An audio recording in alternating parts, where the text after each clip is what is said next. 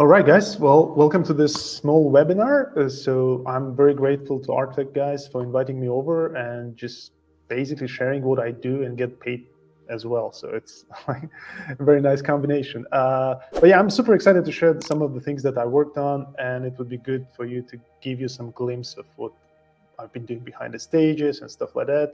Can you guys see it?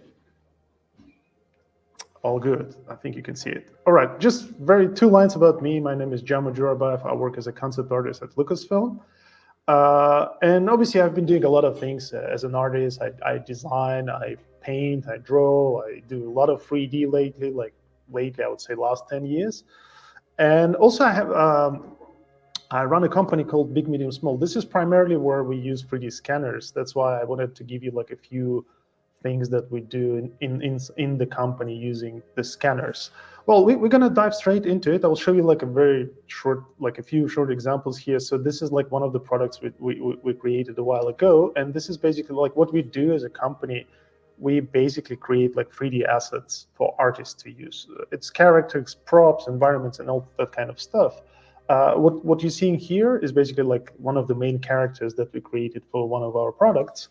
And it's interesting, like this one was like a very interesting example, especially for the scanners that we use here. Like the face you see here and the boots were 3D scanned. And basically for the boots, I had to put them on and go to the park, make them dirty, put a lot of mud on top of it so we can get the like proper scan instead of like sculpting on top. And for the face, this is Andre, a friend of ours. And literally we had like 5 minutes to scan the guy, and as you can see, like he ended up being a hero character in one of our products. And then obviously what happens, like I will quickly just recap on like what we do and then where this ends up being in, right? Like, so you've seen the characters, and obviously what we do as a final product, we share those with an artist, with other artists. This is obviously me. I did a few promo images here, and you can see like we can use those characters as a storytelling elements. You know, it could be part of a game or a film. It depends what you're working on. Obviously, in this case, it pretends to be like some sort of a cinematic experience, and you can see some of the elements that were 3D scanned obviously ended up being in this final product.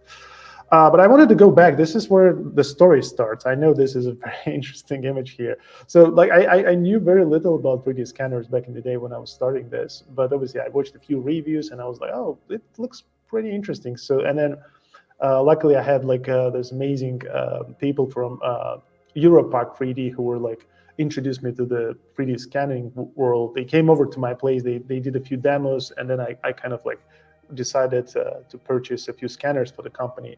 And this were like basically I had a device, but I didn't know how to scan it. I essentially ended up having this turntable. It's basically like a Dyson fan, and it would like rotate like 45 degrees left and right, and that was my kind of like mobile turntable. But obviously, like at some point, I was like, I need a mannequin because obviously I cannot like dress myself up and scan as well. So this is a friend of mine. His name is Bob. So we essentially became very close friends with this guy. But that's how like this is the setup, you know, like nothing fancy because again, this was my home setup. Like I would use Dyson fan for the turntable, and obviously the mannequin who I will undress and dress up, put different stuff on top of it. But essentially what was important, like the other part of it, you know, where like we had an opportunity to kind of put together like different designs, costumes and stuff like that. And slowly you see me here, like I was scanning using a spider scanner.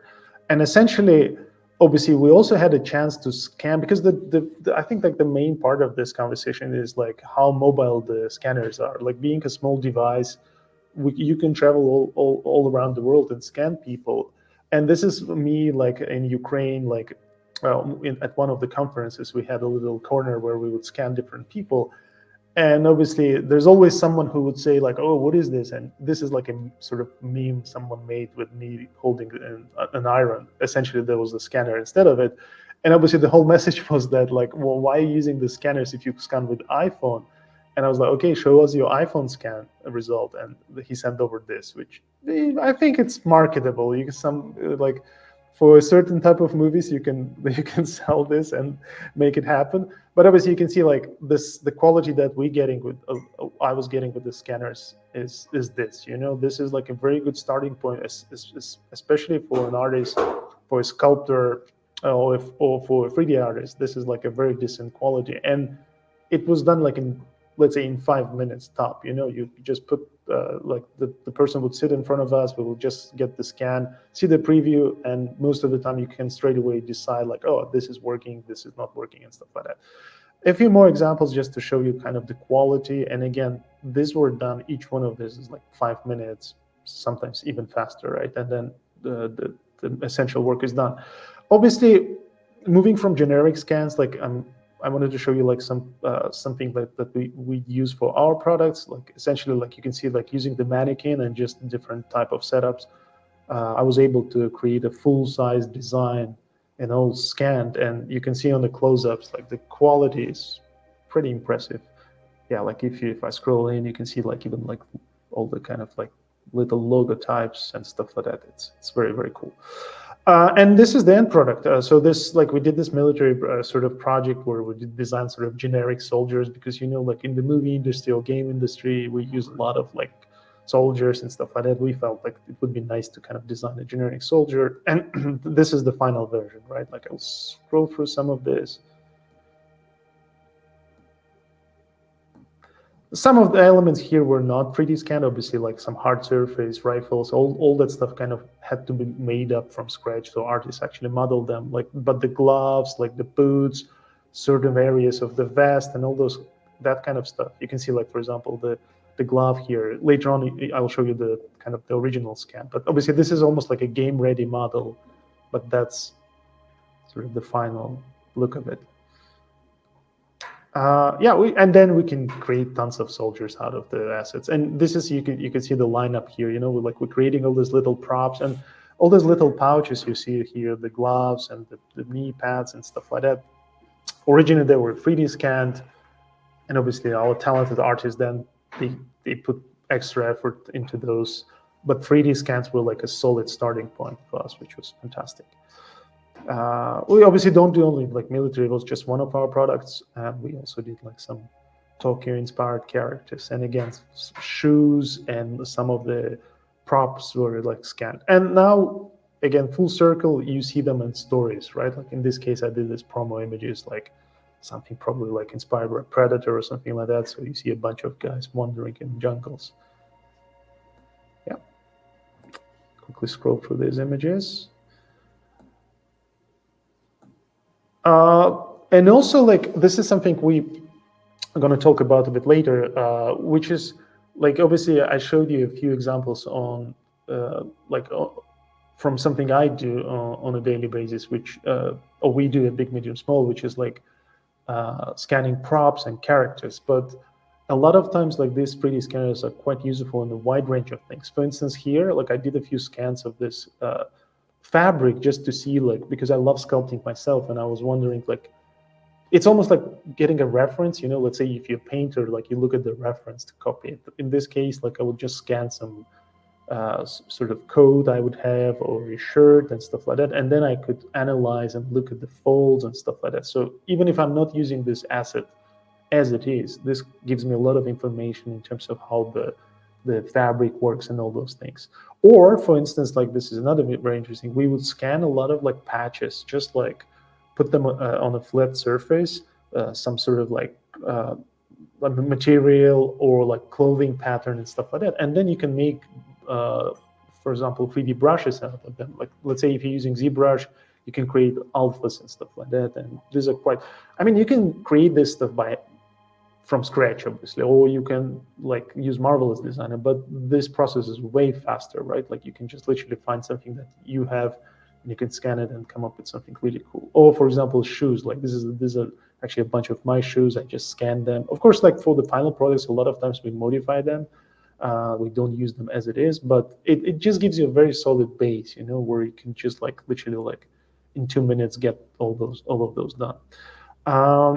I'm going to show you a few things from the design process as well, because being like quite fast. Those scanners allowed us to do a lot of iterations. For instance, this is like some of the new stuff we've been working on, and you can see here like any product is a sort of like is a result of a design process where you get some sort of a feedback or design decisions. Like for instance, you can see like the green areas, like some of the new scans we've done, right? And then the red areas that we are still missing that has to be modeled. So it kind of like quickly gives us ideas of how to prototype things. And you can see also like I will do a few paint overs or attach a few references like, oh, we need this, we need to kind of like have additional helmet or something like this.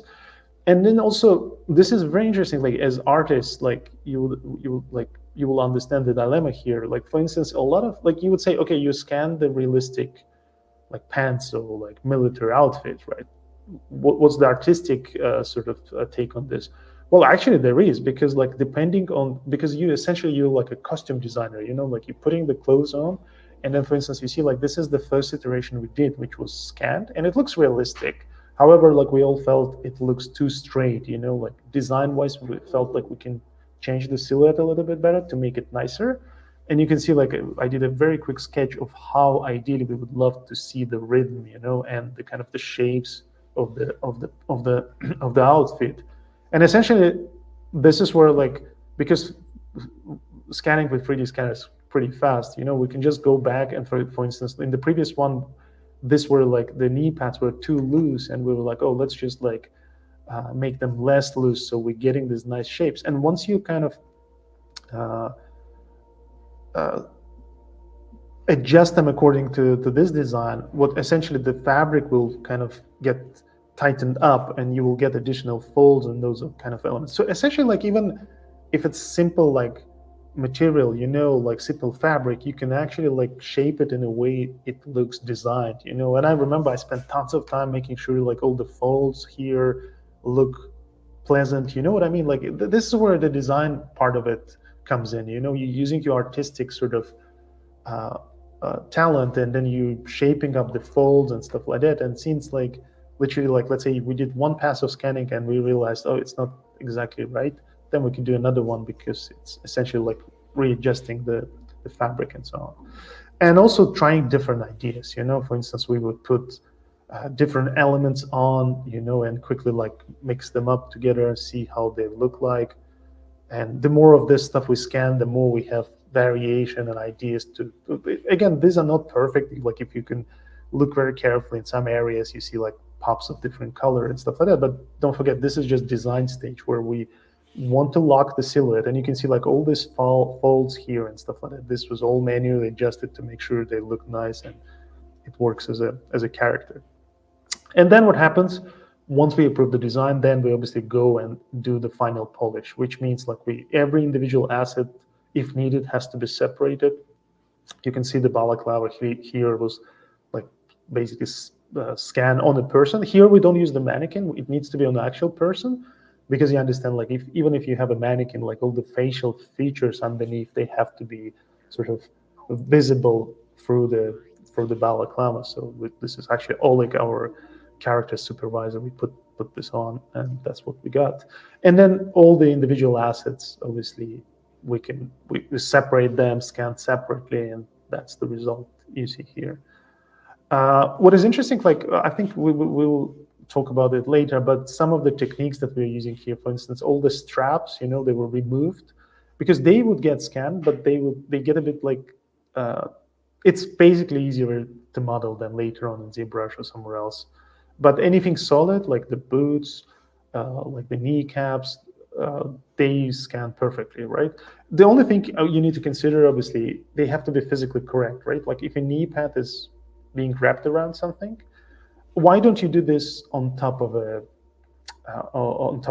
of pants? You know, the reason why you do that, because you want to make sure like those knee pads could be modular, right? They could be added or removed from a character. That's why like it's almost like, let's say you photograph something on a green screen so you can assemble it and like put together somewhere else. This was very interesting because like actually scanning gloves is very difficult, you know, like because obviously without having a hand inside, it doesn't look real, right? Like it looks very, like first the fingers have to be separated slightly so you can animate them later. But you can also, like, if you just stuff in stuff inside, it doesn't look right. They look too puffy, too kind of swollen. Like, let's say you would think, oh, I can maybe put like pieces of cotton or something like that inside, right? And I actually struggled with this one. Essentially, I ended up scanning it on my hand, which was like really surreal because like literally like I would put it on my hand and I would move the scanner. Let's say like I have a scanner here, right? Like I would just like have a scanner like this and I would move my hand, which like with photogrammetry it would be impossible at all. But even with scanners, it was quite challenging. But I managed to do it because like Artec also comes with a fantastic software. The scanners come with a fantastic software called Artec Studio, where like it could take all the data, which we will share later, and it could just snap it together, just like obviously I don't know the coding part of it, but it just like takes all the duplicated surface, because like when you move, essentially like your fingers would move slightly, but the software does it pretty well, and you can see it here. I mean, like this is not the cleaned up version of it. It's pretty impressive how they did it. And this is not the final one, but I did a little bit of texturing on this one. You can see like what the problem with the original scan, there's no material difference, right? Like every material, like as a diffuse, the color map is obviously correct, but there's no like roughness map, metallic features, and then you just need to separate those and do a little bit of paint work on top. But I think it's pretty good. Also, we did scan, obviously as a human base, we also, like for our characters, we scan people. So sometimes it could be just like a head scan. A few examples. Obviously, when you scan something, it's like super high poly. Like if you look at this image, like you see here the material, and you can see all these little like imperfections and stuff like that. It's a very solid base, right? And again, like literally this took around like 5 minutes. This is like super quick. You just put this object on a turntable. But there are a few tips that I figured out. This is it gets very interesting. Like initially, I didn't know that like what color range is better to use for scanners, and obviously something around this sort of value is good. It's less about the color itself, but it's more about the value, because like the darker the value is, I don't know obviously how scanners work precisely, but I would imagine there's some sort of a grid projected on the surface, right? And if the surface is too dark, obviously the grid is kind of less visible. So this sort of any whiter is also a problem. Let's say like if you have a sunny day and you have like a very bright surface, then the grid also blends with the background. So essentially like by trial and error, I figure out this is the best color. But this doesn't, as you, Mike, said, it doesn't restrict you artistically, because I believe like all we need is just the basic like geometry information, because then the texture and all that stuff, we will have tons of artistic choices that we can make later on. And I will show you the final result, and you will see what I mean. So once we scan it, obviously the artists, they use their talent to retopo this, right? Because any game or film asset, most of the time it needs to be reduced in polygons. Obviously, if it's going to be animated, you need to fix the topology and stuff like that. So this is where artists take over.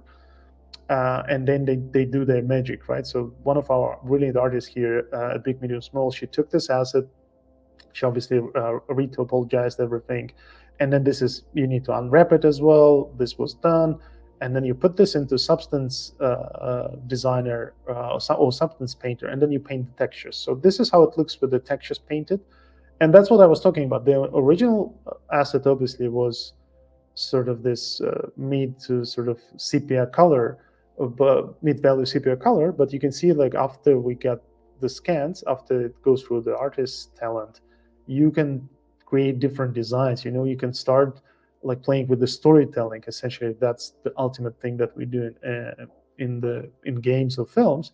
And I can show you the final render. You can see like this is just super nice. Like even every time I see this, I go like, oh wow, it went from like this like the sort of the real product, and then it got scanned, and then it got tweaked, and you see like the artist was able to paint the roughness and to make it look like it's a sort of special operation boots. I have a few more examples here. Like again, sometimes obviously with boots you don't need anything inside. Most of the time you can just scan them as it is.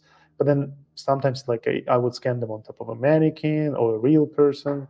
You can see the vest here was scanned, and then it went through this ZBrush process when artists clean it up. Obviously, replace all the all the small elements, and then separate the assets. Then it goes through retopo, and this is the final product. You can see like, uh, yeah, you can just tell like how much we kept of the original sort of design, and details and all those things. But obviously, there's quite a lot of talent involved in this one. Some like again like the boots previously, the knee pads that we showed, the pants, and it's all like coming together. Again, this is sort of like to show the lineup. We do the retopo. So this is actually already the low poly model. So essentially, this is how it looks when we scan it, more or less. But underneath it, you obviously do the standard process, right? Like you retopologize it, make sure that we have lower poly count, and then you bake the normals. So essentially, once you do all those steps with the materials, it looks like this. And yeah, here goes the sort of final look of it. This is where we kind of assembled everything together, and I can show you like a few renders here. So yeah, you can see like everything. Obviously, as I mentioned, not everything is scanned because like as an artist, you know exactly sort of what are pros and cons. Like for instance, like you can scan the helmet, but I found the problem with helmet, the design we want like a specific look of it. So a lot of times we basically like I would say most of the time are design driven. Like we don't want just like to recreate what already exists, but we want to give it like our artistic license. And that's why like we would consciously say like, hey, some of the props we can scan them and tweak, or some of them we can like model them from scratch. For instance, the radio here was modeled because like we don't want like a lot of times you also don't want to uh, mess with the copyright issues. So like some of the generic assets you can scan them and use them, but something custom uh, you should definitely make it from scratch, and that's exactly what we did here. And yeah, I'm very happy about this. You can see like there's a lot of like, and then obviously you can once you scan certain elements, you can with the texturing and all those things, you can add additional like dirt pass and just basically make it more realistic and stuff. So this is where we are at with this product. But now I also wanted to go into sort of technical aspect of it. So I'll show you a few. Like this is obviously how it looks in Artec Studio. Let me just open the elbow pad for you. Yeah, so when you scan things, obviously initially you're scanning this point cloud. I might talk in some technical things because I'm just a user, but basically when you scan something, like you can see here, like it's getting scanned, and sometimes like you don't need to scan it in one go. That's what I talked about. You see, like over here, I've got two scans, like they pretty much overlap, right? But why do I do that? For instance, I scan it once, and then I decided like, oh, you know what, like I'm missing some areas and some parts. I can do additional scan, and like again, we meant to do a separate webinar on this, but basically like Artec Studio is so good at like combining different scans. Like for instance, you can take several parts and like snap them together. Then you can use like this registration mode where like you can see a lot of like sometimes what would happen, there would be like elements floating around, which also like snap together when you run it through registration, because like the way this operates, it knows like if you can define how far the points are offset and all those things. There's like tons of things. That's why we need another session on this, but that's mainly the process. And once you do that, you fuse them together, which is here called the smart fusion, right? So you basically like have different settings where you can define how heavy it's gonna be, like, but a lot of times like I don't go super heavy, like because this is like a relatively small asset. So we've got 3 million polygons here. And again, one of the things to keep in mind here, you want your asset or whatever you're scanning to be physically sort of correct according to where it's going to be used, right? If it's a knee pad or like a shoulder pad or like an elbow pad, obviously in case of an elbow pad, it has to be wrapped around the hand, right? But then ideally you don't want it to be so narrow. That's why like here, I think this is like a waste basket that I had in my office. So I just like wrapped it around the wastebasket just because I wanted like to make sure I have a creative space, like freedom in case if I wanted to be less curved or more curved, at least some curving had to occur. That's why I have it like this. And once you do that, obviously, let me see what else do I have here. Yeah, this is the knee pad, again, using the same technique. You see, I'm not capturing the straps. As I mentioned before, the straps, it's not like they scan pretty well, but because they have to be separated on the other side, it's usually better if you just not scan them and then like in ZBrush add them, because usually you would have a lot of like straps from previous projects. Like all we actually need is this area, right? So, and then when we fuse them together, you can see it's like really nice. And again, you see over here, you see some holes here. You can either use it as it is, but a lot of times you can also like use the software to close the holes. And essentially, like as geometry, like if you go just to scan, like Studio is pretty good at doing that. Like it's not perfect, obviously, it has a bit of errors here and there, but overall, like this is like super solid place to start, because like you can see like there's just a little bit of stuff that is missing, which is later on it has to be refined. But overall, this asset could be just straight away given, could be given to an artist. They will do the retop of the texturing and stuff like that, and it would work. Um, but I also wanted to show you the actual process. So like I have this elbow pad here, which is basically like I exported it from Artec Studio and put it in here. So what happens next, right? Like obviously, how do you clean this stuff up? Again, artists use different softwares, but I use 3D Code just because it's using voxels. For instance, I don't know the technique in ZBrush how you would do that. I'm pretty sure it's kind of similar. But in 3D Code, basically the way it works, like because 3D Code has a voxel-based sort of technology, essentially what it means when, like, I have this tool called vox hide here. So when you hide something, because like ideally what we want to do is separate this, right? Like, so we've got this waste basket, obviously. We want to cut it out and make sure our asset is isolated. What you can do, you can hide certain elements, but then you go, oh my god, I deleted part of it. I know I told you not to be bothered about this straps here, but let's say we want it, right? The way this works, like, is super smart. So vox hide in 3D Code is basically like if you ever use Photoshop, right?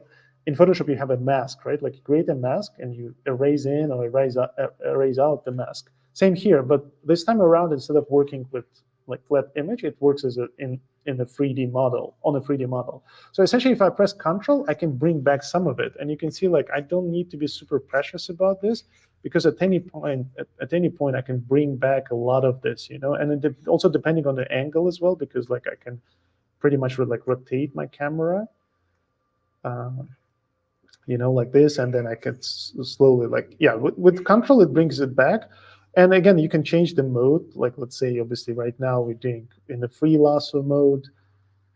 You can also get a little bit of and like polygon lasso as well, right? And then it's way more precise. So basically, like you can just go and start deleting it. I love it. I like most of the time if I have to clean up scans, I do it in 3D Code, because, like I said, with the Control pressed, you can bring back some of the elements. You see, like when I do that, some of that information is coming back, and essentially, like, you are not worried about like messing up your model, right? Like it's already pretty good that you can do this, but if there are any places where you mess it up, you can bring it back like this. So let's say, like, for some reason, like I did this, right? And you don't panic. Basically, with the Control, you can just bring it back. So voxels are fantastic. And obviously, this is not a textured model, but actually you can bring in textured model and pretty much do the same, you know, like you can just separate it, separate this model as it is. Yeah, so that's how I would like delete the unnecessary parts. But also sometimes what would happen, you would have, like, let's say if I have this pants over here, right? Obviously we already know like the top part, right? Like we can just delete it, right? Like this, and then using vox hide and stuff. But also, like, let's say I've got the boots right here, and let's say if I wanted to separate the boots from the pants, but I wanted to keep those. So essentially what you can do, like, there are a few ways you can do it. You can either like split it, like there is a split tool where you can do the same and it gets splitted, or you can actually like vox hide it, because again, this is, I think this will be pretty straightforward, because it's just, but still you will have some areas where you want, like, yeah, like for instance this area, you see, like I want from a different angle to hide a bit more, right? And then we want whatever was separated, we want it kind of back, but this is a separate object. So what we would do, we would say like separate hidden volumes. And you see now that asset came in as a separate asset, which is just amazing, because a lot of times what would happen, like let's say we created this asset, but then later on someone decided to, what do you call it, to separate the knee pads, right? So we can essentially do what we did before, right? Like we can go ahead and like start separating it. So I think we should do it the other way around. So let's say we can do it like this. So like just from this camera view, we can separate this part, right? And then I'll rotate my camera and continue with this one.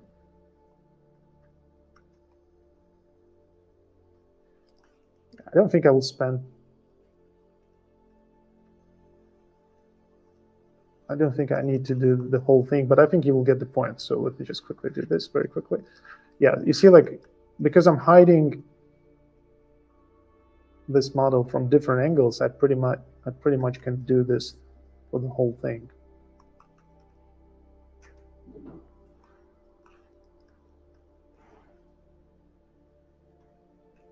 And do it here. So it's not perfect, but I think you guys got the point. So, and like for instance, obviously all the back stuff got disappeared as well, but you know, with control we can bring back that stuff, right? So we can just do that. Yeah, so it looks like, and then maybe we should separate this part, right? So it looks like the knee pad was sort of isolated and separated, right? And then all we need to, obviously if you're doing this properly, you'll like make sure like it's like much nicer inside. And then, yeah, you do the same thing. You go ahead and then you can either delete the hidden, sometimes you want that, but in this case, obviously, we just want to bring that back, right? So boom. And when we do that, you see the knee pad came in as different geometry. And now you can move it. And now you can basically like clean up the knee pad, make it as a separate asset. So you might ask like, well, you have a giant hole here. Obviously, sometimes like you obviously need to sculpt it up. Like for instance, if I want to restore this, then obviously I'll have to sculpt it up. So which is also doable, you know, like we can start like, you know, just inflating this area and then is like closing the gap and stuff like that.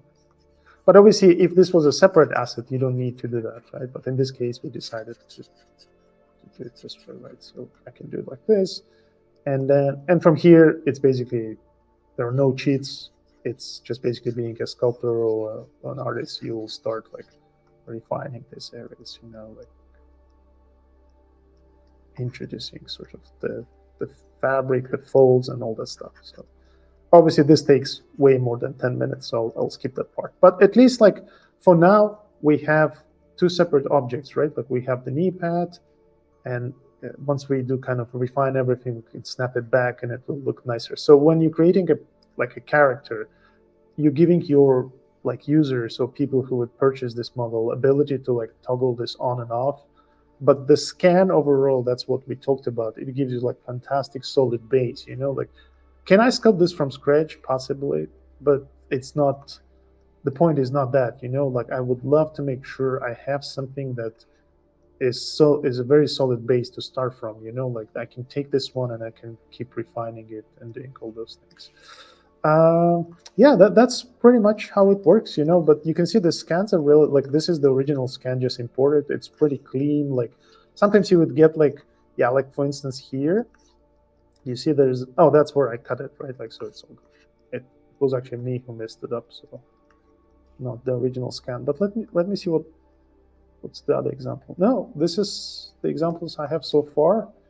And you can see after you do this, and obviously artists will take this over, the scan is just the starting point, you know, that's how it speeds up the initial step, where we basically like taking something existing, scanning it, putting it into artistic pipeline, then we clean it up, then do retopo and do all the magic that artists do, and we ended up having something really cool. All right, I think this is it, guys, from me.